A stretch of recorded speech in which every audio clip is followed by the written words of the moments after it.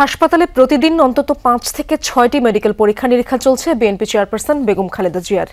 চিকিৎসা সংশ্লিষ্টদের কাছ থেকে জানা গেছে, এই মুহূর্তে তার চিকিৎসায় সবচেয়ে বড় চ্যালেঞ্জ লিভার ও কিডনির চিকিৎসার বিপরীতমুখিতা বা থেরাপিউটিক কনফ্লিক্ট। বিদেশে নিতে বিশেষায়িত এয়ার অ্যাম্বুলেন্স প্রস্তুত থাকলেও দীর্ঘ বিমান ভ্রমণের জন্য প্রয়োজন শারীরিক অবস্থার উন্নতি।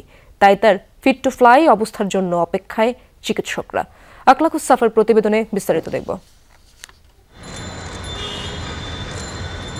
রাজধানীর এভারকেয়ার হাসপাতালে ক্রিটিক্যাল কেয়ার ইউনিটে নিবিড় পর্যবেক্ষণে বেগম খালেদা জিয়া। চিকিৎসা চলছে মাল্টিডিসিপ্লিনারি মেডিকেল বোর্ডের তত্ত্বাবধানে। এখন চিকিৎসা চলছে মূলত লক্ষণ ভিত্তিক বা সিমটোমেটিক অ্যান্ড সাপোর্টিভ কেয়ার পদ্ধতিতে, অর্থাৎ যখন যে সমস্যাটি প্রকট হচ্ছে সেটিকেই তাৎক্ষণিকভাবে সামাল দেওয়ার চেষ্টা করছেন ডাক্তার শাহাবুদ্দিন তালুকদারের নেতৃত্বাধীন বিশেষজ্ঞ দলটি।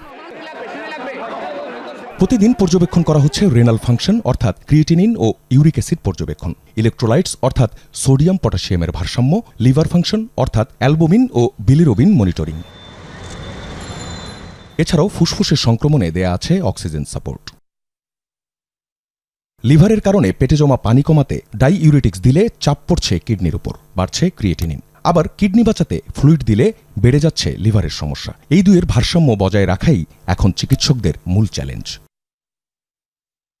এছাড়াও কিডনি ফাংশনে অবনতি আর ইলেকট্রোলাইটে ভারসাম্য হারালে ডায়ালাইসিসও করতে হয়েছে বেগম খালেদা জিয়ার। সব মিলিয়ে বলা যায় ২৭ নভেম্বর যে পরিস্থিতি ছিল তার চেয়ে ক্লিনিক্যালি কিছুটা উন্নতি হয়েছে, তবে ঝুঁকি এখনও কাটেনি।